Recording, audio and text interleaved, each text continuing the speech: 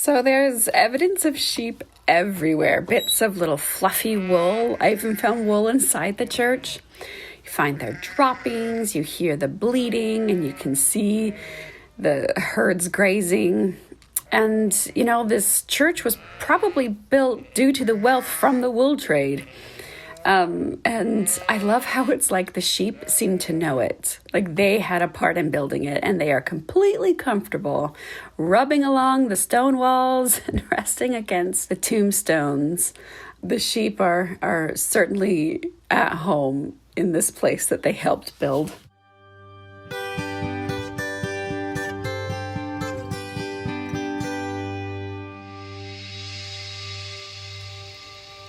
Welcome to the Champing Podcast. You may be thinking, and what sort of word is that? To which I answer, it is a combination of the words church and camping, and it amuses me no end. Champing is a unique concept of camping overnight in historic churches brought to the world by the Churches Conservation Trust, the national charity protecting redundant churches. Over 10,000 of happy champers have stayed in their churches that are dotted all over England, so in this podcast series, we embark on our very own sleepover, but with a twist. Each week, I invite a new sleepover guest to join me, Victoria Jenner, to spend a night within ancient walls. Together, we explore the secrets of a new church and the mysteries it inspires. This week, I invite you to explore a church that has refused to die, quite literally. Wolfhampcote stands on the edge of Warwickshire, but its past is only visible in the few buildings and ruins that remain. In this episode, I am joined by author Matthew Green as we set out to uncover the secrets of this forgotten village. We are met with a conflicting landscape, one that still exists, yet almost feels lost in time. Join us as we embark on this journey of discovery amongst the Shadowlands as we search for answers around Wolfhampcote's mysterious past. Let's travel back to a deserted medieval village.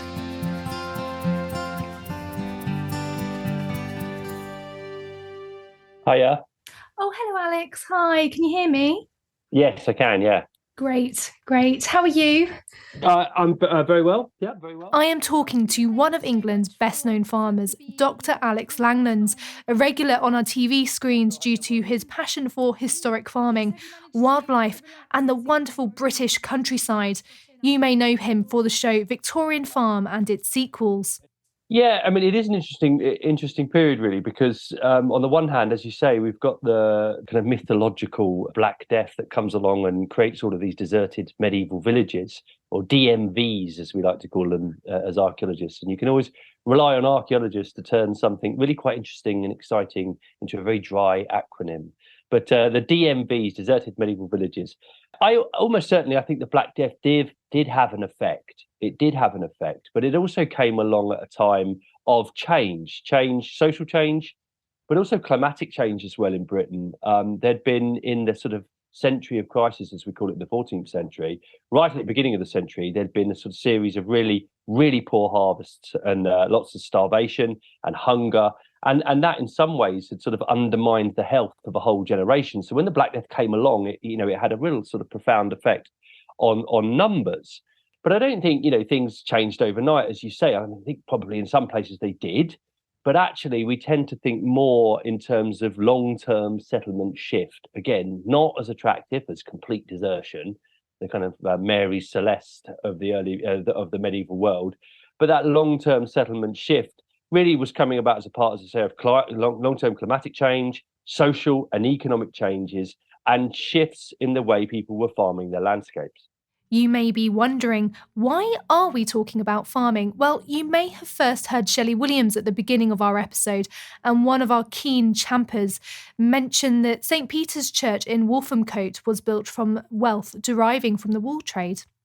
I wanted to speak to Alex to learn more about farming and what led to the desertion of communities such as these, now making them deserted medieval villages. I mean, I could go on. The changes you see to landscape, and you've already mentioned sheep as well. What you're seeing is sort of an international market in wool growing up, and obviously, if you're a landlord, you're going to be looking at the best way to make the most amount of money. And with a dwindling peasantry, and the offer of good money for producing wool, you're going to look to turn your landscape over to livestock. And that has an effect, certainly by the time you get to around about 1500 into the 1600s.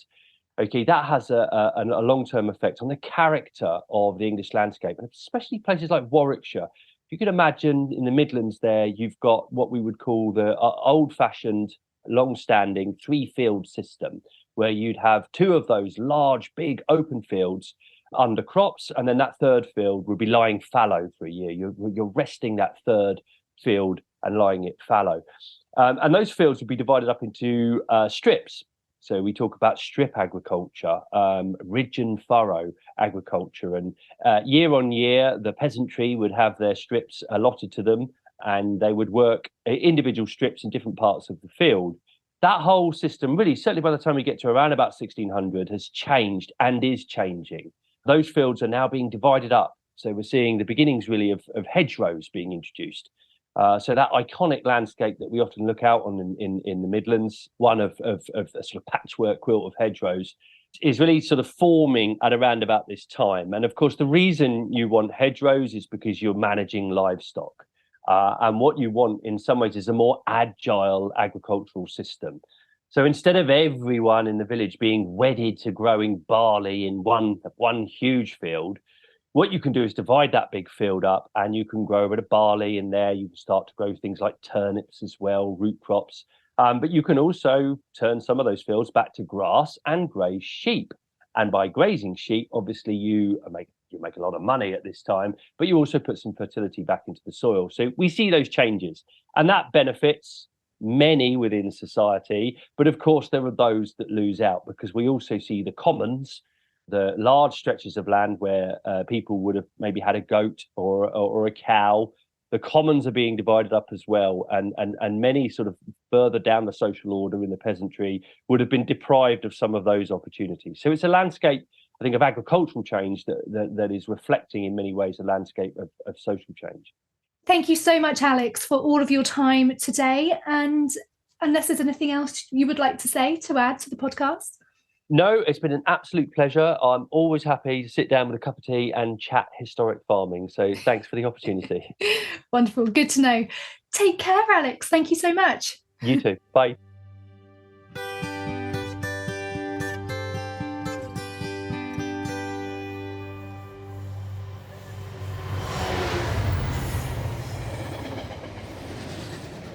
I am currently waiting on the train platform at Long Buckby in Northamptonshire for my special guest for this episode.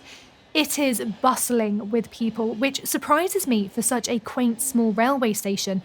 It is the nearest station, however, to Daventry, which is 4 miles away and serves those coming from London, like Matthew Green. Matthew! Hey, hello! I'm good, how are you doing? I'm good, yeah, I always not forget too bad. how tall you are. I know, yeah, me too. I And feel how like I'm about short I am. to join the army today. Why? Because of your duffel and the coat? combat, yeah, because you were talking about like boots and Brilliant. being ready for the landscape. Matthew is a historian and author of the very successful book Shadowlands. He takes readers on a lyrical and immersive journey through the forgotten towns and villages of British history. Through vivid descriptions and untold stories, Matthew brings to life 8 lost places that have been long forgotten but not erased from memory. During our drive to St. Peter's, Matthew tells me about his method. Well, I don't want to know too much about a place before I go there, if that makes sense. Because if you know everything, if you become an expert upon it, then you're sort of almost looking at things to tick off, and it becomes an exercise in a sort of checkbox. You need to be surprised by the landscape. You need to have kind of chance discoveries. There needs to be an element of serendipity. And you also need to embrace the unknown and be challenged. So when I was looking for my lost cities and towns and villages, I would do a bit of research. I didn't just randomly walk in a direction and think, oh, I hope I run into a lost city, must be somewhere around here. I did kind of know where I was going, but then I would just always walk, never drove, sometimes cycled, sometimes sailed, and wander around, just record everything that came into my head, just into the kind of voice memo app, and then go back to the hotel room or whatever and transcribe it at night. And Some of it was like the champagne brightness, but not much.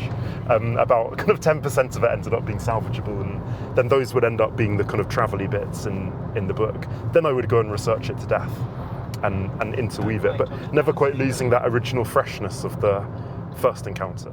And half an hour later, Matthew and I are about to have our first encounter of our very own shadow church in Wolfhampcote. We are driving down a very narrow, gravelly road off the A45 from Daventry to Dunchurch. We take it in turns to jump out of the car and open as many gates as we need to. A big sign that we are looking after livestock and there are sheep in the area. Do you want to go through, then I'll shut it again? Yes. Yeah, okay. There we go. Was it? Yes, okay. Yeah. Okay, so we can see the church in the distance. It's actually quite a sight to behold. It's got a kind of beautiful, rusty, what look like Norman-esque windows. It's got a kind of fortress-like quality, but there's quite a presence. It's complete, and it doesn't look like it's sort of in a total kind of mangled state. But you can also see other fragments of ruins over there, and it's beautifully lit up with the kind of last luminous rays of the sun. All right, it looks beautiful. But Matthew and I are also keen to find the site of the abandoned Wolfhampcote village, whilst we still have the autumnal evening light. Right, I think this must be the track over to the canal. Well, this is the old canal before it was straightened, so yeah. Shall we embark upon the journey? Let's do it, yeah. We have found some clues to help us with our quest. We know St. Peter's Church is situated near the River Leam, which forms the boundary between the county and Northamptonshire. The church stands on its own between the embankments of the abandoned Great Railway and the London and North Western Railway too, and there is an abandoned railway bridge directly next to the church that you can find by going down this little overgrown track. And what's more, the village is near the Oxford Canal, which we pass on our drive down. Between the church and the canal lies the site of the abandoned village. I've been looking forward to this little walk. Yeah, it feels like, are we going to go onto that abandoned Railway bridge. I mean, when I said that it was in between the church and the railway, I didn't think it was like going to be in this field. Yeah, right. But I expected like a 15-minute walk. I didn't think it was going to be a big hike. So what are the key clues in the landscape, Matthew, that we should be looking out for? I would say this is quite promising because it feels like it could be like the remainder of a path. You feel it's sort of like hollowed out a little bit. So usually there'll be some kind of trackway, whether that's for humans or animals or both. I'd also expect to see, we'll know we're there because there's going to be hopefully some sort of stubs of structures. So you'd expect to see, the remnants of houses or other kind of buildings, and sometimes just weird kind of grooves in the earth, like sort of bumps and dips and grooves, which could be the first or even second floor of buildings sunken down. If it was a kind of place of pasture, then we need to figure out where they would have had the sheep grazing, and before that, which fields would have been tilled because the peasants got replaced by the sheep, I think, and you have all this imagery of man-eating sheep. Okay, so perhaps if we go back on ourselves and then turn left towards the vicarage, we can find some of the old remains. Yes. But I do just love being out here. Yeah. It's so peaceful. I mean, we could just walk that way in case it happens to be. We won't be walking for ages. Eventually we'll find an abandoned village. Yeah. Well, it's funny because people do expect, like, sometimes they expect to find kind of like dead bodies and like rats and like it's just been about, which of course you never do. And sometimes it's just a sort of sense of absence and open space, which is all that's left. But Which way do you think we should go, Matthew? I think, having heard what you've just said, I think that direction Okay. towards the kind of lightening sky. I love sky that. could be a hint. Absolutely. So we're going to go back on ourselves slightly. Yeah. We're going to go back to the abandoned railway bridge, and then we're going to turn right. So I don't know my navigation. Which way is that? Is that That's west? left. So the altar of the church is in the east, so that would make this the west. Yeah. The west. The west way. After walking through a rather mound-ridden field, we come across some ruins and the old manorial house, which tells us that we must be close. Despite its sad ending, the village of Wolfhampcote has a long and storied past. Its name is derived from Saxon words meaning Euphelm's manor, and records can be traced all the way back to 1086 in the Domesday Book, a testament to the strong community that once thrived here. So yeah, this is promising, and you can see, it's still quite a presence on the horizon. The church, that is. The church is usually at the centre of these communities, and as we've sort of come across this church, we've been surrounded by these undulating hills, by this gorgeous landscape, which is very up and down, but so textured. And I think that's what is the biggest clue, right? That it's all around us. Yeah, it's completely. It's like a sort of moat of. Do you see the fox? I did. That's something my eyesight gosh. didn't catch. Oh, sorry, I just saw this big fluffy red tail, and look, there he Yeah. is. I can see him over there. There's actually two horses as well. No. It is sort of staring at the horses. It's directly in front of me, and now it's just running off. Oh, I see. Yeah. And its little head just jumping up and down. Yeah. Oh, he's just like running around at the end of the field. How sweet. Sorry, that was very distracting. No, not at all. That's exactly the kind of thing that is worth getting distracted by.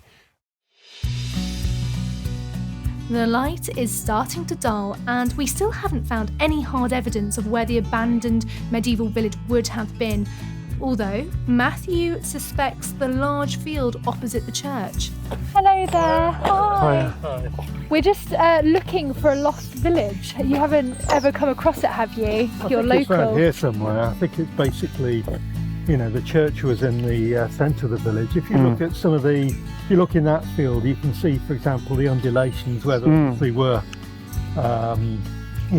buildings and things. And I think it probably goes on into the further field, but you can especially see it in that field, and probably in this field as well. Your hunch was right. Well, yeah, I'm so glad you said that. I think I've proven myself right.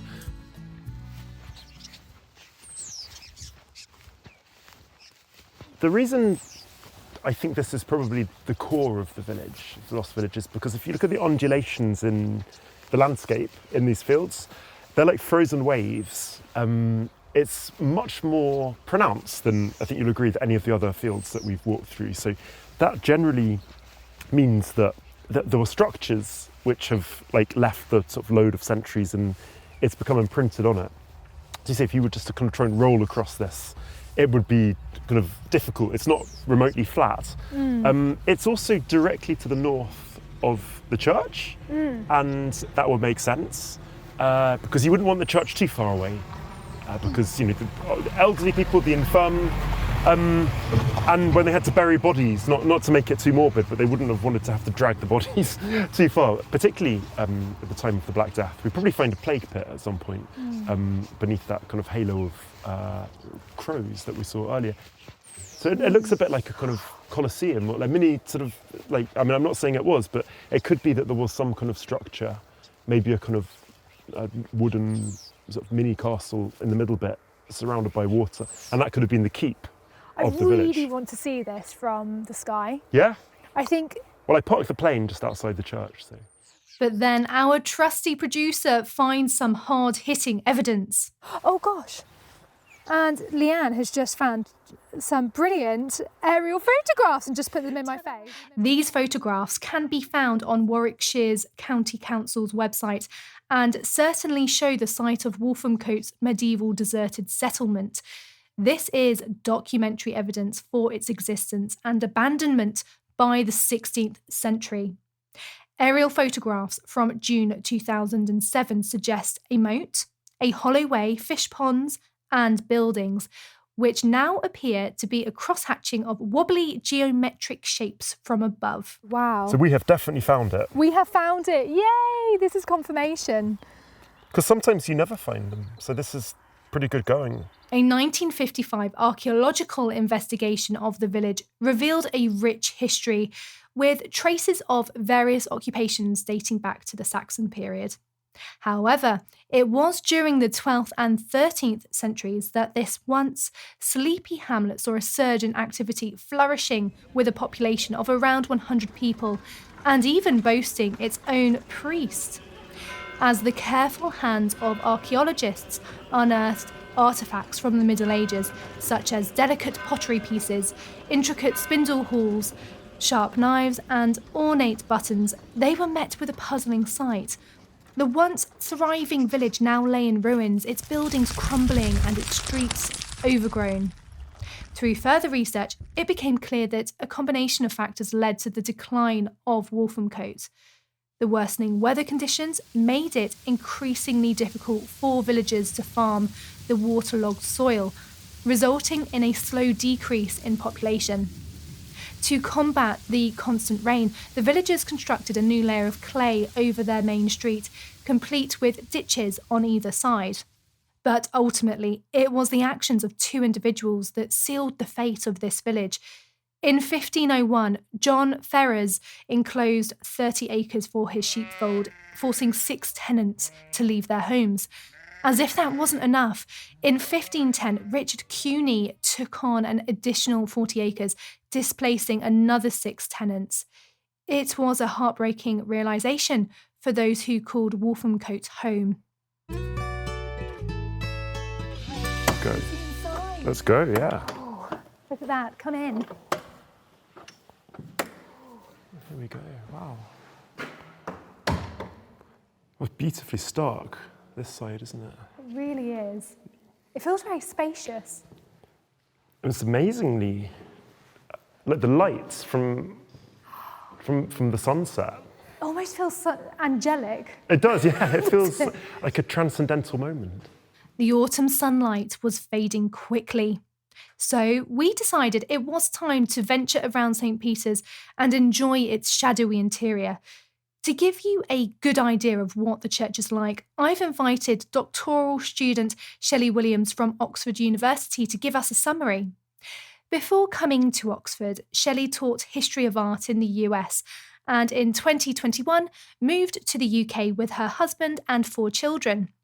Their favourite activity since moving here, hands down and no lies, is champing in medieval churches.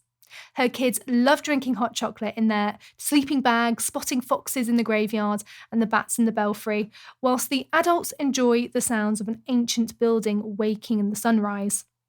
Recently, Shelley has visited St. Peter's.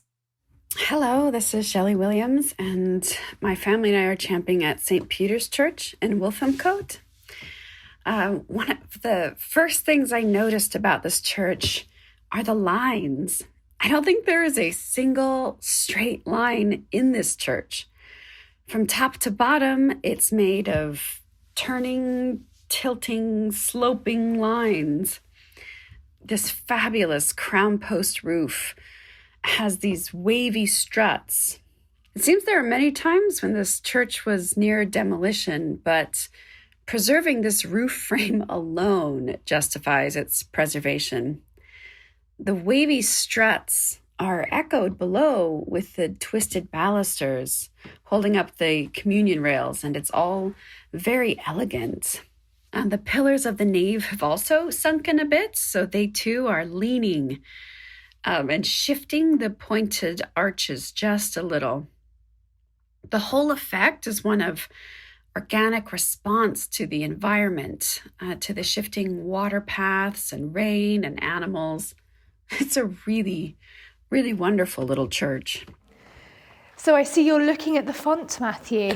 Yeah, well, this font stands apart from everything else in this church because it's actually from Norman times. It's the Domesday Book mentions a priest in Wolfhampcote, but only the font, which we're looking at now, it's literally in front of us, survives from that time. And it's got a kind of beautiful simplicity.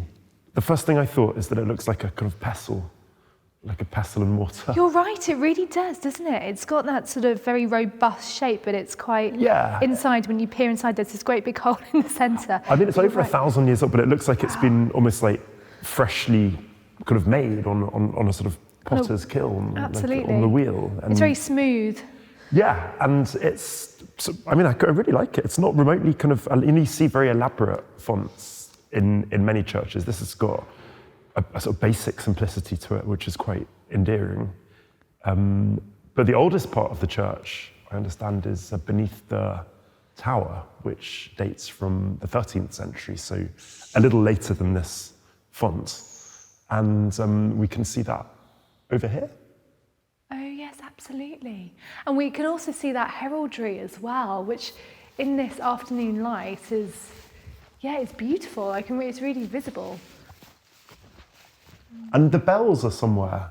Absolutely. So we have one remaining bell cord here, which we can see, and so it ascends right up into this building. And there's an amazing inscription. I believe the Langley family, they installed the great bell, and there's an inscription, which I guess must be up there. We can't actually see it at the moment, but in multis annis resone campania Johannes, which means, and I think this is quite evocative, may John's bell for many years resound. And we know it was cast in London around about 1450 by a man whose surname is unbelievable, John Sturdy.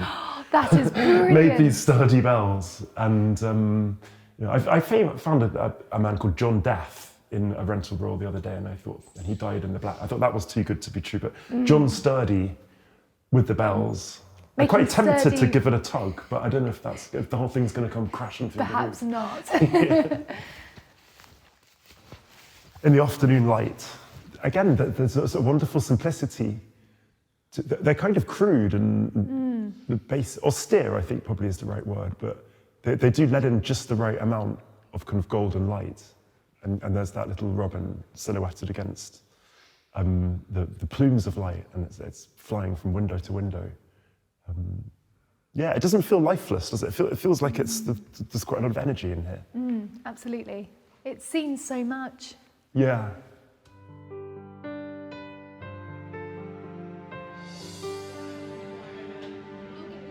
Many people are drawn to the Boathouse pub because of its idyllic canal-side location near Braunton Marina. You can watch the passing narrowboats and enjoy wholesome homemade food. And we've made it in time for the local quiz. Oh, no, you've got it. In what year did the French Revolution begin? The what? French Revolution begin. In what year did the French Revolution begin? We could be revisionists.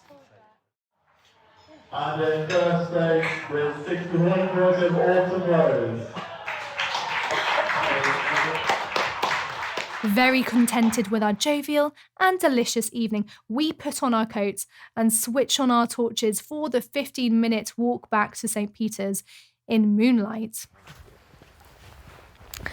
So we're walking home now. I love how I said that we're walking home to the church, home to the church, to the abandoned church.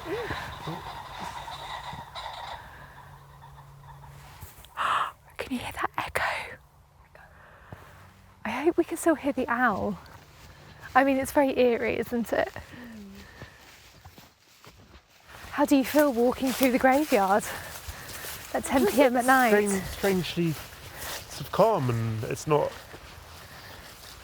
harrowing. It's amazing. I mean, just look at the silhouette of that.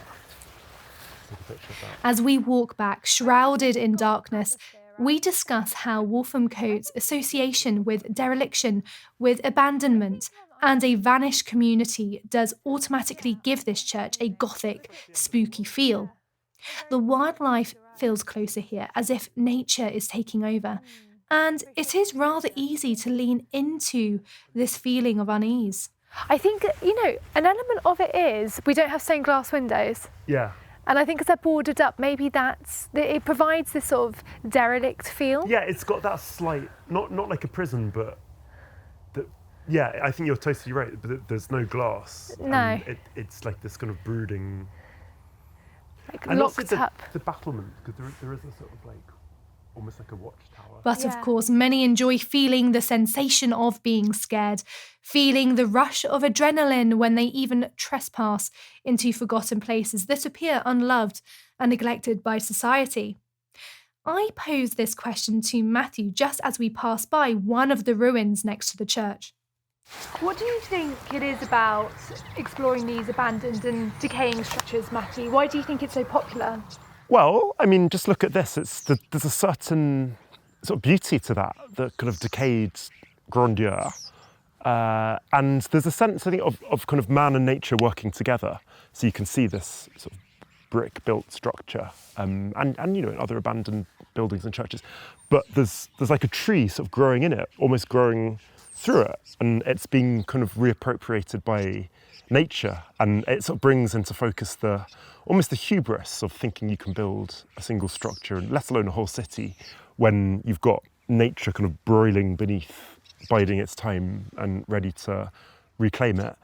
So that's one reason. I think also it's philosophically they're quite profound because they're sort of emblems of transience and mortality. Not to get too sort of bleak about it, but like people find it quite cathartic to ruminate upon the ruins, as the Romantics put it, because it sort of brings your own sort of mortality, I suppose, into focus, but in a way that's cathartic rather than just. You very rarely find people that visit ruins like this and they're just really depressed afterwards. They're actually quite uplifted, and it's calm. You know, it's a sort of calming environment. I'm not quite sure what it is, but the French have a term called the nostalgie de la boue. Nostalgie de la boue is a 19th century term that means quite literally nostalgia for the mud. It encapsulates a desire for degradation and depravity and essentially points to how beauty can be found in destruction.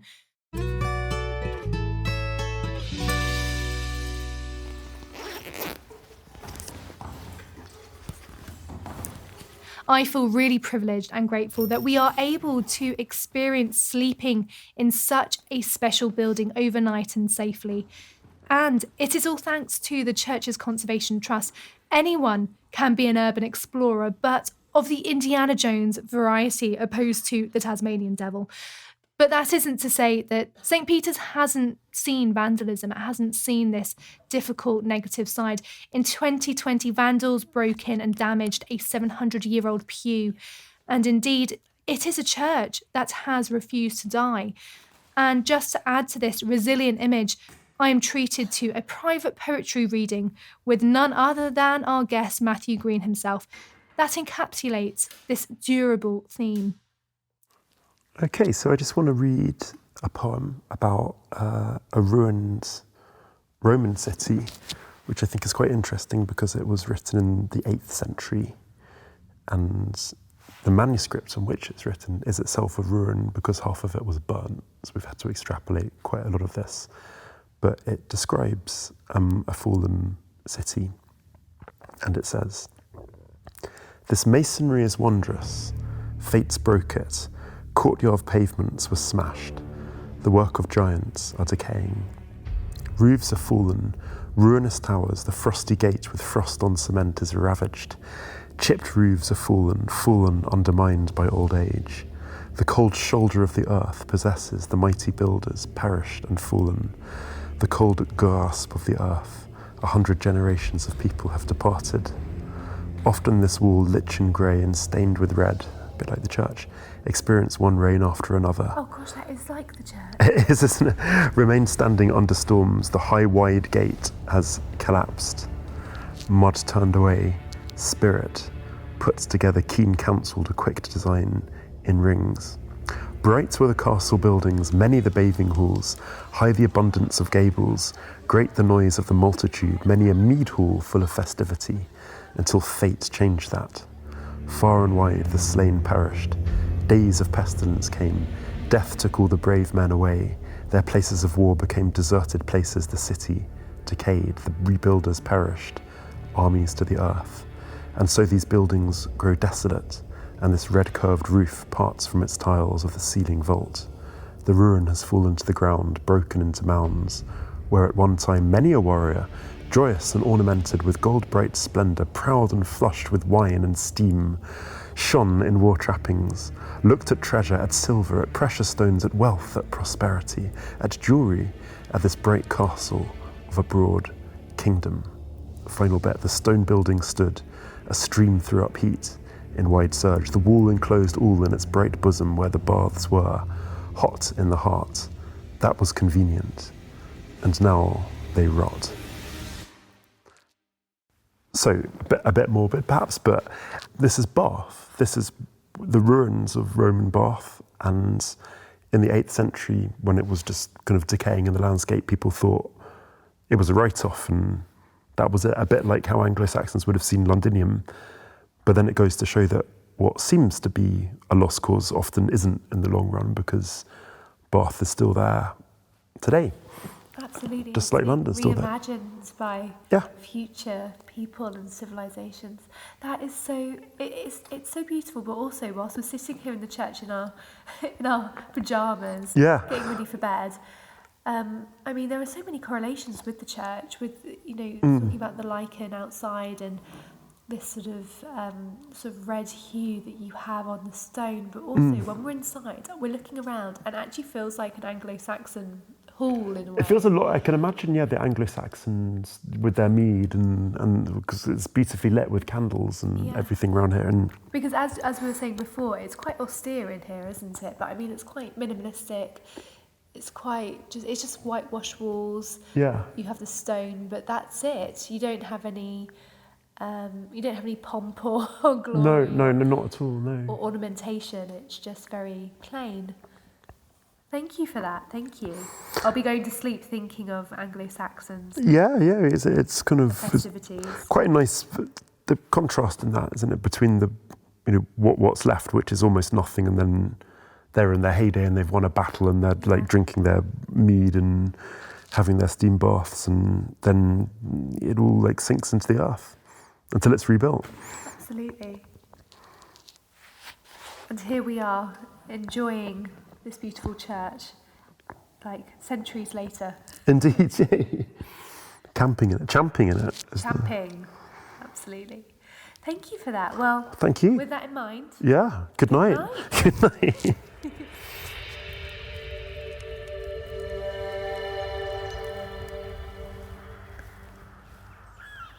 As I enjoy an early morning walk, I am captivated by the desolate landscape surrounding the Church of St. Peter at Wolfhampcote, which stands here defiantly against the tide of time.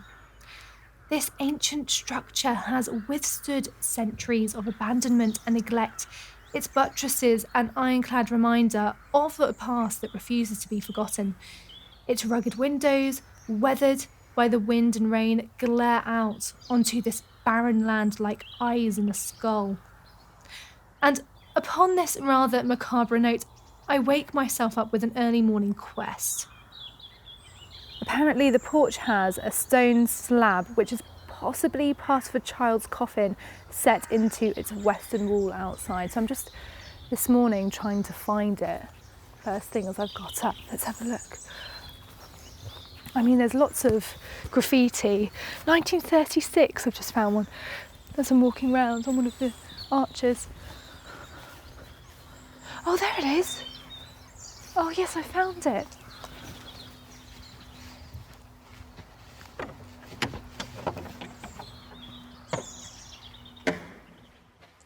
Good morning, Matthew. Good morning. How did you sleep?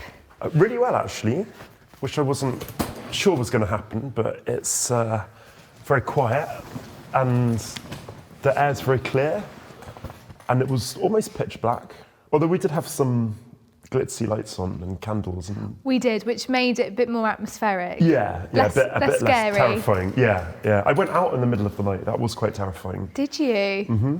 Yeah, it was quite hard to get the door open, and I felt like a kind of someone seeking sanctuary in the Middle Ages and trying to flee without the priest noticing. Me being the priest in this exactly, instance. yeah. And you fumbling around in the dark. I didn't hear you, so you didn't wake the priest. Be reassured. Well, I must have done if you heard me. No, I didn't. I didn't. Oh, you didn't hear me? Oh, I see, right. I was okay. completely asleep. Right.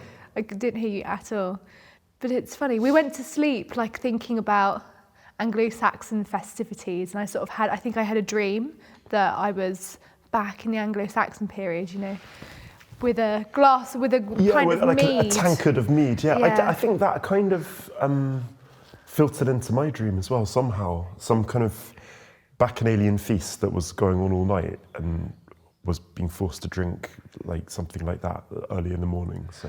And I mean, we've woken up and it's absolutely beautiful, isn't it? It's really bright. It's almost like a completely different interior. I mean, we have these gorgeous wooden beams. It is quite austere still, but you have this warmth, this glow from the sun. Yeah, and it sort of matches the sort of pale gold or even sandy hue of these Of the pillars. arches. The arches are amazing. There's one opposite us, which is kind of pointed arch, like very like Norman style, and then just a kind of a window encased within it. It's very picturesque, isn't it? Absolutely. It sort of challenged my expectations of like an abandoned church, because most of the ones I've been to, like that were in the appropriated military zones and things like that, were just like riddled with bullet holes, and they were like half falling down, and the wind would howl through them. But this is very sort of contained, and as you say, it's the austerity that kind of indicates that it's kind of like fallen status.